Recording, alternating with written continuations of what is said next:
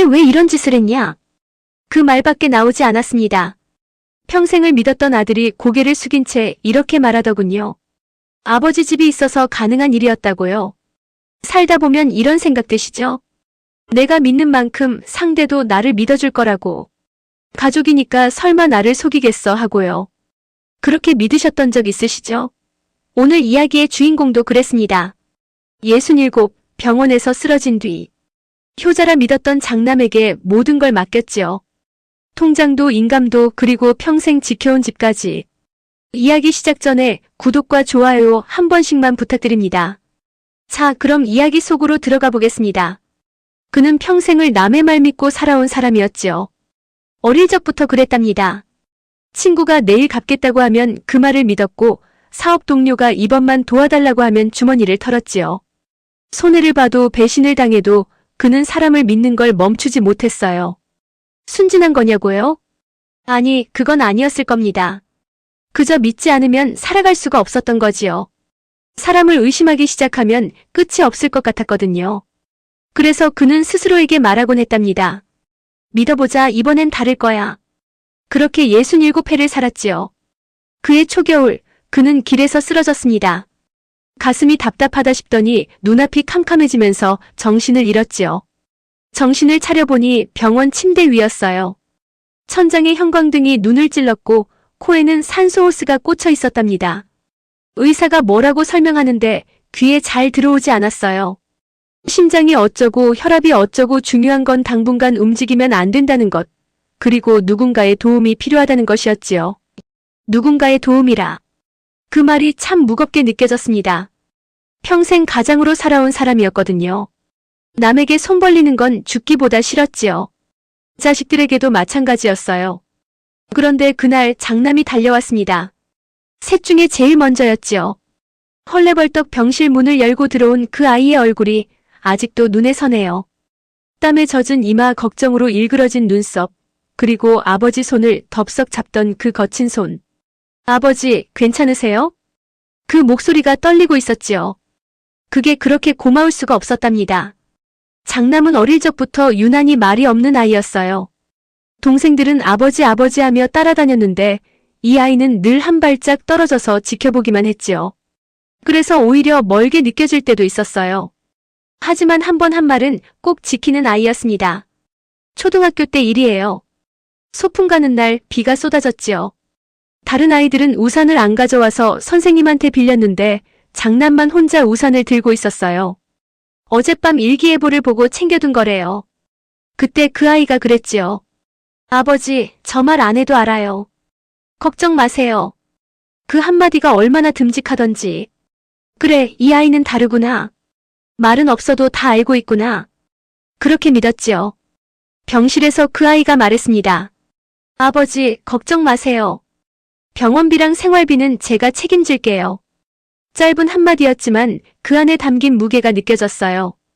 장남도 여유로운 형편이 아니라는 걸 알고 있었거든요. 아이 둘을 키우면서 허리띠 졸라매고 사는 게 눈에 훤했지요. 그런데도 그 말을 하는 거예요. 가슴이 뜨거워졌습니다. 다른 자식들한테는 차마 손 벌리기 싫었어요. 둘째는 사업한다고 바쁘고 막내는 아직 자리도 못 잡았으니까요. 무엇보다 아직 가장이라는 자존심이 남아있었지요. 그래서 통장 관리도 병원 수납도 복잡한 서류도 전부 장남에게 맡겼습니다. 아버지는 이제 몸만 챙기세요. 그 말이 마치 효도의 교과서처럼 들렸지요. 이웃 사람들한테도 자랑했답니다. 우리 큰아들은 말이야. 내가 안 해도 다 알아서 해. 복도에서 마주치는 간호사들한테도 같은 병실 환자들한테도 그랬어요. 우리 큰아들이요. 참 효자예요. 그 말을 할 때마다 가슴이 뿌듯했지요. 지금 생각하면 그때부터였던 것 같습니다. 내 인생의 방향키를 남 손에 쥐어준 게. 병원에서 2달을 보내고 집으로 돌아왔을 때 장남이 모든 걸 정리해두었더군요. 밀린 공과금도 다 납부해놓고 집 안 청소도 깔끔하게 해놓았어요. 냉장고에는 반찬이 가득 들어있었고 침대 옆에는 약 먹는 시간표까지 붙여놓았지요. 이 정도로 세심한 아이였나? 새삼 놀랐습니다. 어릴 때는 무뚝뚝하기만 하더니 어른이 되고 나서야 이렇게 다정한 면이 보이는구나. 그 아이 덕분에 마음 편히 요양할 수 있었어요. 병원비 걱정, 생활비 걱정 다 내려놓고 몸 추스르는 데만 집중했지요. 한 달쯤 지났을까요? 몸이 조금 나아지면서 집에 머무는 시간이 늘어났습니다. 그러다 보니 이상한 기척들이 하나둘 눈에 들어오기 시작했지요. 처음엔 대수롭지 않게 넘겼어요. 아니, 대수롭지 않다고 스스로를 설득했던 것 같습니다. 우편함에 오던 은행 고지서가 끊겼습니다. 예전에는 매달 꼬박꼬박 오던 것들이었지요. 통장 잔액 명세서, 카드 이용 내역서, 각종 공과금 고지서 귀찮긴 해도 그걸 확인하는 게 일상이었거든요. 그런데 어느 순간부터 우편함이 텅 비어 있는 거예요. 이상하다 싶어서 장남에게 물었지요. 요즘 은행에서 우편이 안 오던데. 그러자 그 아이가 웃으면서 말했어요. 아, 요즘은 다 전산이라서요. 앱으로 다 확인하니까 종이 고지서는 안 보내요. 아버지, 신경 안 쓰셔도 돼요. 그 말에 고개를 끄덕였습니다. 그런가, 세상이 많이 변했구나. 나는 시대에 뒤처진 노인이고 아이는 세상 물정 빠른 가장이니까. 그렇게 생각하고 넘어갔지요. 집으로 걸려오던 전화도 뜸해졌습니다. 예전에는 하루에도 몇 통씩 스팸 전화가 왔었거든요. 보험 권유 대출 상담, 정수기 렌탈 귀찮아서 짜증나던 것들이었는데 어느 순간부터 전화기가 조용해진 거예요. 이것도 좋은 거려니 했지요. 그런데 가끔 이상한 전화가 오기도 했어요. 낯선 번호에서 걸려오면 장남이 대신 받았는데 통화 내용은 들리지 않았습니다. 거실로 나가서 작은 소리로 통화하더니 끊고 돌아와서는 이렇게 말하는 거예요. 스팸이에요, 아버지. 요즘 사기 전화 많으니까 모르는 번호는 제가 먼저 받을게요. 고마운 일이었지요. 그렇게 생각했습니다. 어느 날 낯선 남자가 집에 찾아왔습니다. 초인종이 울려서 문을 열었더니 양복을 차려입은 중년 남자가 서 있었어요. 목에는 사원증 같은 게 달려 있었고 손에는 서류 봉투를 들고 있었지요. 남자가 물었습니다. 여기 집주인분 안 계세요? 그 말에 가슴이 덜컥 내려앉았습니다. 내 집인데 왜 집주인을 찾지? 제가 집주인입니다만. 그러자 남자가 고개를 갸웃하더니 잠시만요 하면서 서류를 뒤적거렸어요. 그리고는 아, 죄송합니다. 주소를 잘못 본 것 같네요 하면서 돌아갔지요. 이상한 기분이 들었습니다. 분명히 우리 집 호수를 부르고 왔으면서 갑자기 잘못 봤다니. 그리고 그 사람 부동산 중개인 같은 분위기였어요. 사원증에 뭐라고 써 있었는지는 못 봤지만 그런 느낌이 들었지요. 저녁에 장남이 오길래 물었습니다.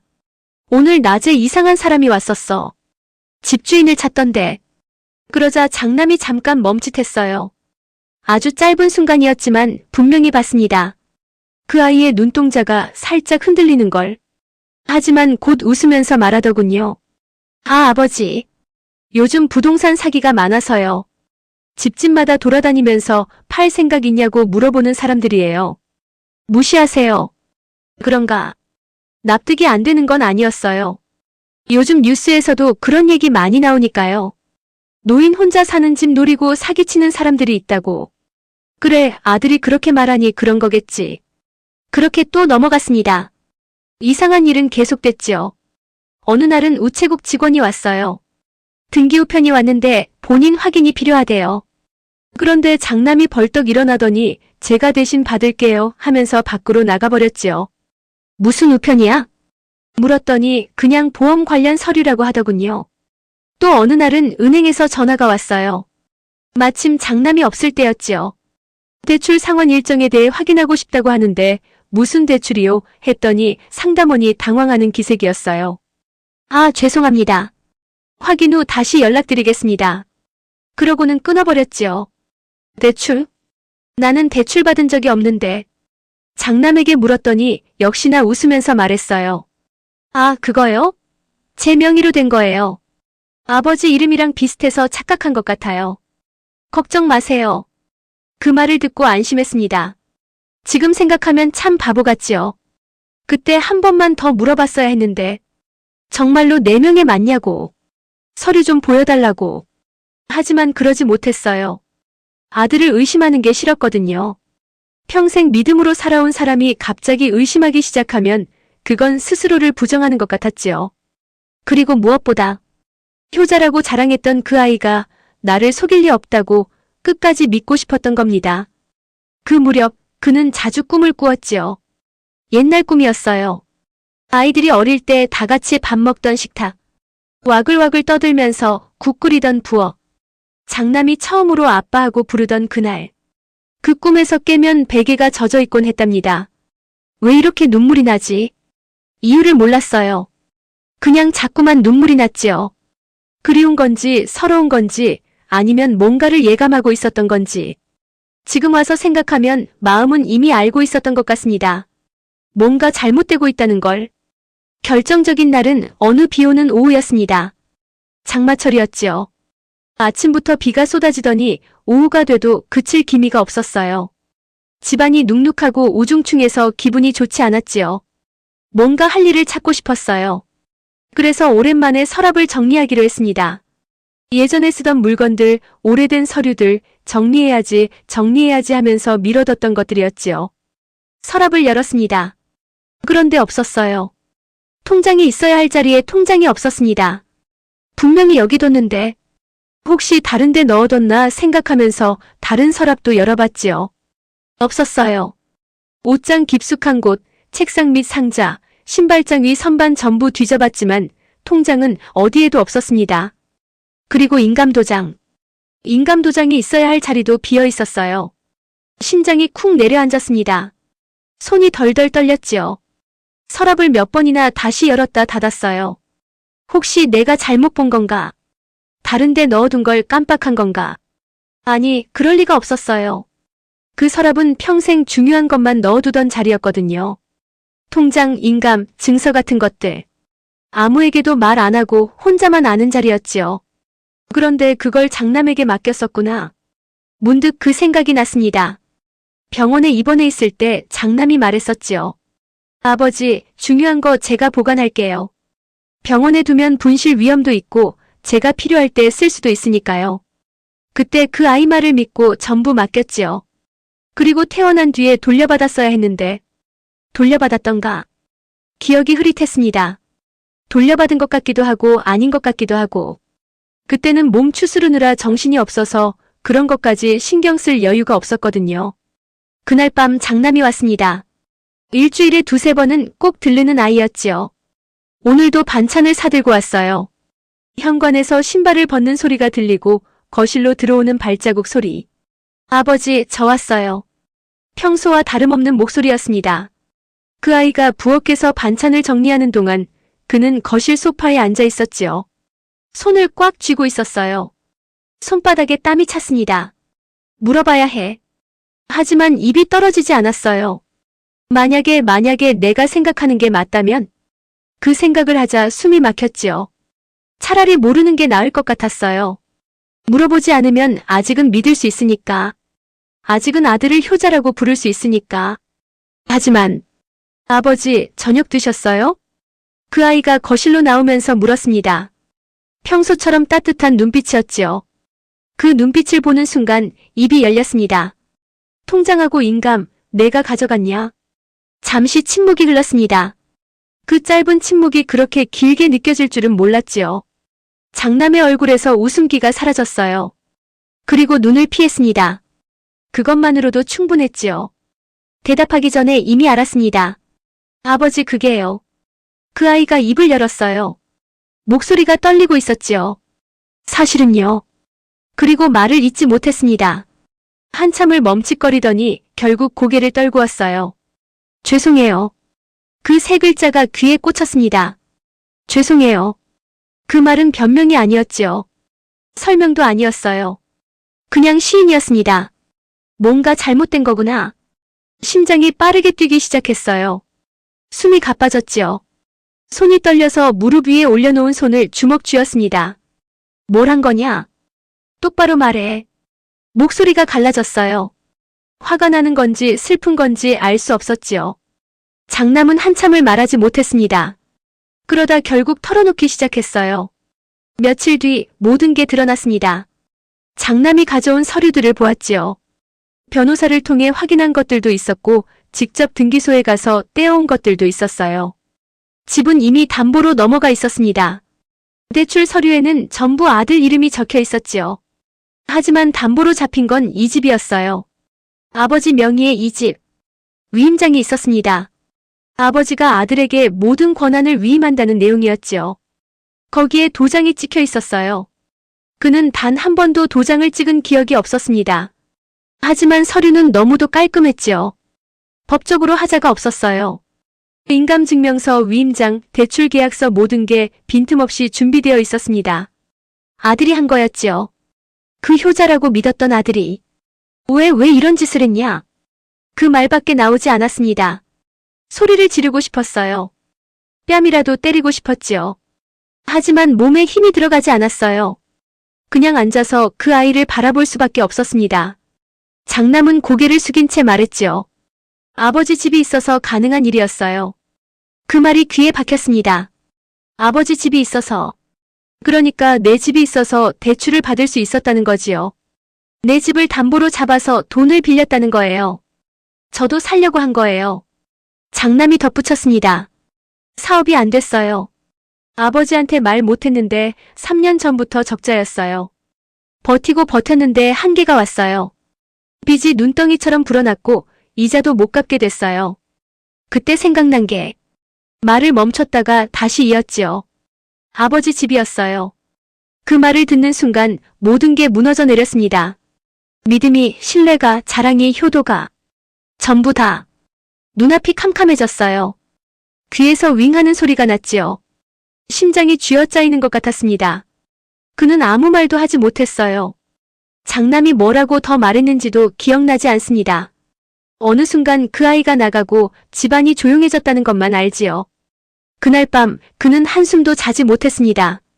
천장을 바라보며 누워 있었어요. 눈물도 나오지 않았지요. 그냥 멍했습니다. 아무 생각도 나지 않았어요. 평생을 믿음으로 살아왔는데 그 믿음이 이렇게 끝나는구나.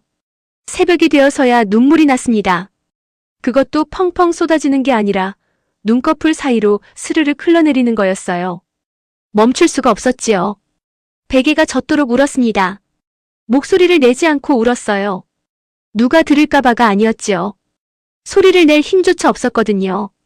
그렇게 밤이 지나고 아침이 왔습니다. 해가 떴지만 그에게는 아무 의미가 없었지요. 일어날 수가 없었어요. 침대에 누운 채로 하루를 보냈습니다. 다음 날도 그 다음 날도 일주일쯤 지났을까요?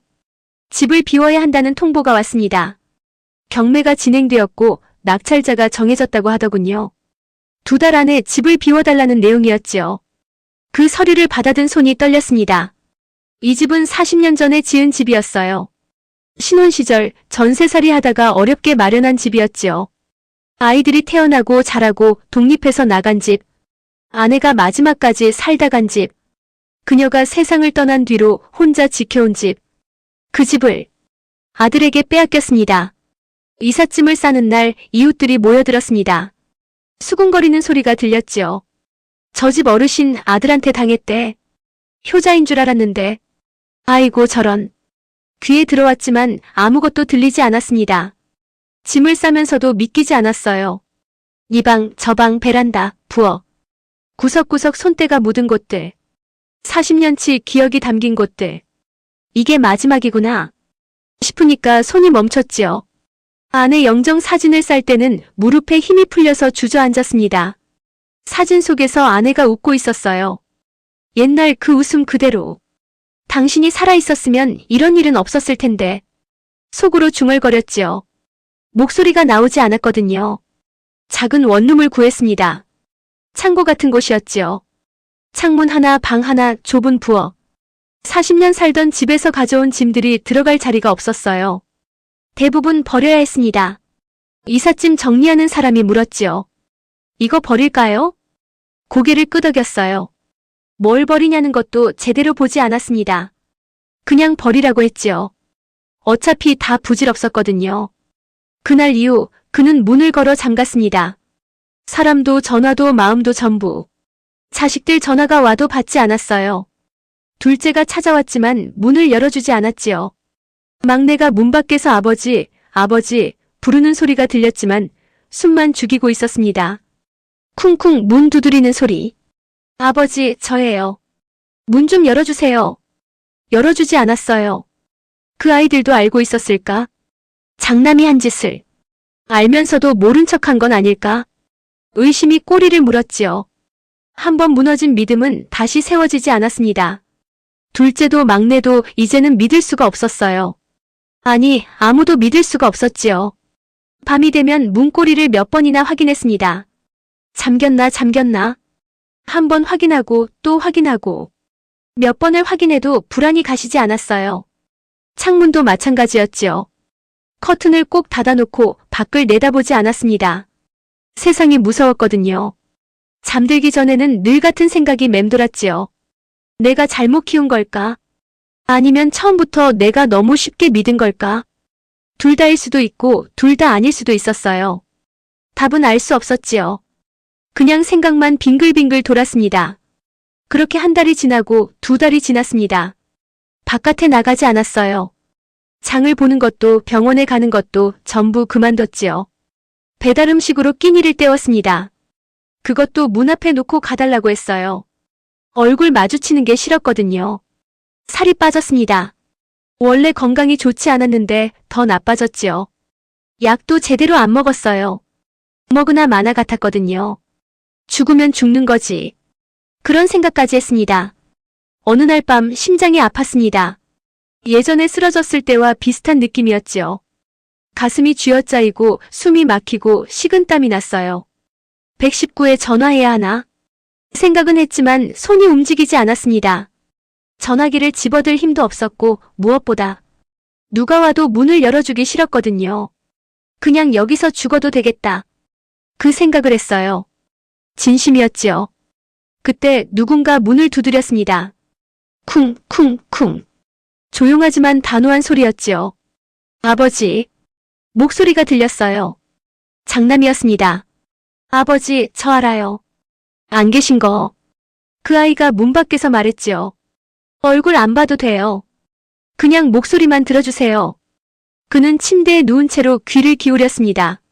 문 열어달라고 하지 않을게요. 용서해달라고도 안 할게요.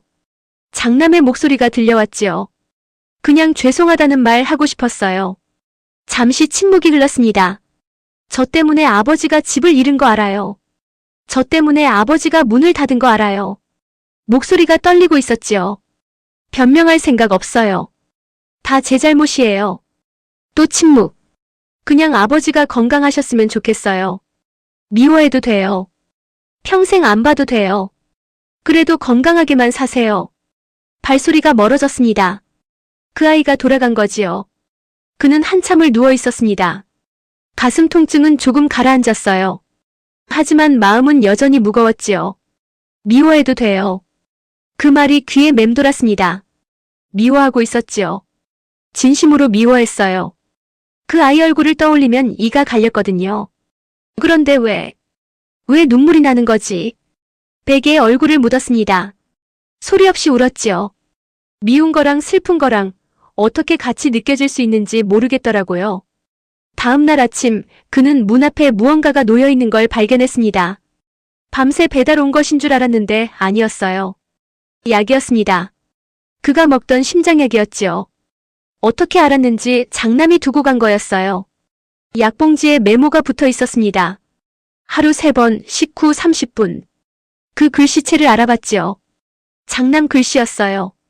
한참을 그 메모를 바라봤습니다. 손이 떨렸지요. 약봉지를 집어들었다가 내려놓고 다시 집어들었어요. 결국 약을 먹었습니다. 왜 먹었는지는 모르겠어요. 그냥 살고 싶다는 생각이 불현듯 들었거든요. 그 뒤로도 장남은 가끔 왔습니다. 문을 두드리지 않았어요. 그냥 문 앞에 무언가를 놓고 갔지요. 약일 때도 있었고 음식일 때도 있었어요. 한 번은 이불이 놓여 있었습니다. 겨울이 되니까 추울까봐 가져온 거였지요. 문을 열어주지는 않았습니다. 하지만 그 물건들은 걷어들였어요. 어느 날 장남이 문 밖에서 말했지요. 아버지, 둘째랑 막내가 보고 싶대요. 한 번만 만나주시면 안 될까요? 대답하지 않았습니다. 걔들은 몰랐어요. 정말로 몰랐어요. 제가 혼자 한 일이에요. 그 말도 들었지요. 믿어야 할지 말아야 할지 몰랐습니다. 하지만 둘째와 막내 얼굴이 떠올랐어요. 어릴 때 모습, 다 자란 모습, 결혼식 날 모습. 보고 싶다. 그 마음이 조금씩 올라왔지요. 봄이 왔습니다. 창문을 열었어요. 오랜만이었지요. 바깥 공기가 들어왔습니다. 차갑지도 않고 덥지도 않은 그런 공기. 햇살이 방 안으로 쏟아졌지요. 그 햇살을 보는 순간 불현듯 생각났습니다. 아내가 좋아하던 날씨였어요. 봄날 오후 창문 열어놓고 빨래 개던 아내. 콧노래 부르던 그 목소리. 그녀가 말했었지요. 여보, 우리 늙어서도 이렇게 햇살 받으며 살자. 그 약속을 지키지 못했어요. 아내가 먼저 떠났으니까. 하지만 아직 살아있었지요. 햇살은 여전히 들어오고 있었어요. 문을 열었습니다. 완전히 연 건 아니었어요. 조금만, 아주 조금만. 바깥 풍경이 보였지요. 복도, 계단, 멀리 보이는 하늘. 무섭지 않았어요. 예전처럼 두근거리지도 않았지요. 그냥 담담했습니다. 문 밖에 나가보지는 않았어요. 아직은 그럴 용기가 없었지요. 하지만 문을 열어둔 채로 한참을 서 있었습니다. 바람이 불어왔어요. 며칠 뒤 둘째와 막내가 왔습니다. 문 앞에서 부르는 소리가 들렸지요. 아버지, 저희예요. 한참을 망설였습니다. 손잡이를 잡았다 놓았다 몇 번을 반복했지요. 그리고 열었습니다. 아이들 얼굴이 보였어요. 울고 있었지요. 둘 다. 아버지. 막내가 달려와서 품에 안겼습니다. 어른이 다 됐는데도 어릴 때처럼 안기더군요. 둘째도 옆에 서서 눈물을 닦고 있었어요. 죄송해요, 아버지. 저희가 더 일찍 왔어야 했는데. 그 말에 고개를 저었지요. 너희 잘못 아니다. 목소리가 갈라졌어요. 오랜만에 말을 하는 거였거든요. 그렇게 문 앞에 서서 한참을 울었습니다. 셋이서. 장남은 보이지 않았어요. 멀찌감치 서 있다가 돌아갔다고 나중에 들었지요. 아버지 앞에 나설 용기가 없었대요. 그 아이를 용서했냐고요? 모르겠습니다. 용서라는 게 뭔지도 잘 모르겠어요. 미운 마음이 완전히 사라진 건 아니거든요. 아마 평생 사라지지 않을 거예요. 하지만 그 아이도 내 아들이라는 건 변하지 않지요. 그게 참 이상하더라고요. 미워하면서도 걱정이 되고 분노하면서도 잘 살고 있나 궁금하고. 부모 마음이라는 게 그런 거겠지요. 지금도 가끔 장남 얼굴이 떠오릅니다. 미워서가 아니에요. 이해하려 애쓰는 내가 더 서글퍼서지요. 그 아이도 살려고 그랬던 거겠지요. 변명이 되는 건 아니지만 이유는 알 것 같았어요. 사업이 망하고 빚에 쫓기고 가족을 부양해야 한다는 압박감. 그게 그 아이를 잘못된 길로 이끌었겠지요. 그래도 아버지 집만은 건드리면 안 되는 거였는데 그 생각은 변하지 않습니다. 문을 잠그고 사는 삶은 안전하지만 외롭습니다. 사람을 믿지 않으면 상처는 덜 받지만 온기도 함께 사라지지요. 그래서 요즘은 조금씩 문을 열어두려 합니다. 완전히는 못 열어도 틈이라도. 둘째랑 막내가 일주일에 한 번씩 와요. 같이 밥 먹고 이야기하고 별거 아닌 것들에 대해서. 그게 좋더라고요. 후회는 아직도 남아있습니다. 도장을 맡기기 전에 한 번만 더 물어봤더라면. 서류를 직접 읽어봤더라면. 그런 생각이 자꾸 들지요. 하지만 지나간 일은 되돌릴 수 없잖아요. 후회만 하고 살 수는 없지요. 그래서 요즘은 이렇게 생각하려 합니다. 남은 날이라도 잘 살자. 미워하느라 시간 낭비하지 말자. 문을 완전히 닫지는 말자. 나는 이제 누구도 쉽게 믿지 않습니다. 하지만 그게 과연 옳은 선택이었는지는 아직도 모르겠어요. 믿지 않으면 안전하지만 믿지 않으면 외롭지요. 그 사이 어딘가에서 균형을 찾아야 하는데 그게 참 어렵더라고요. 오늘도 문은 조금 열려 있습니다. 완전히 열지는 못해도 닫아버리지도 않았어요. 바람이 들어오고 햇살이 들어오지요. 그것만으로도 충분한 날이 있답니다. 그날 이후로 나는 아직 완전히 밖으로 나오지 못했어요. 하지만 조금씩, 아주 조금씩 다시 세상을 향해 걸어가고 있지요. 살다 보면 그런 거더라고요. 믿었던 사람에게 배신당하기도 하고 다시는 믿지 않겠다고 다짐했다가도 또 누군가를 믿게 되기도 하고 그게 사람 사는 거 아니겠어요? 아프지만 그래도 살아야지요. 오늘 하루도 내일 하루도 문을 조금씩 열면서 비슷한 경험이 있으신가요? 믿었던 사람에게 상처받으신 적, 마음의 문을 닫아본 적 있으시다면 댓글로 이야기 나눠주세요. 여러분의 이야기도 듣고 싶습니다. 재밌게 들으셨다면 구독과 좋아요 꼭 눌러주시고 주인공에게 힘찬 응원의 댓글도 많이 남겨주세요. 다음 이야기에서 또 만나요.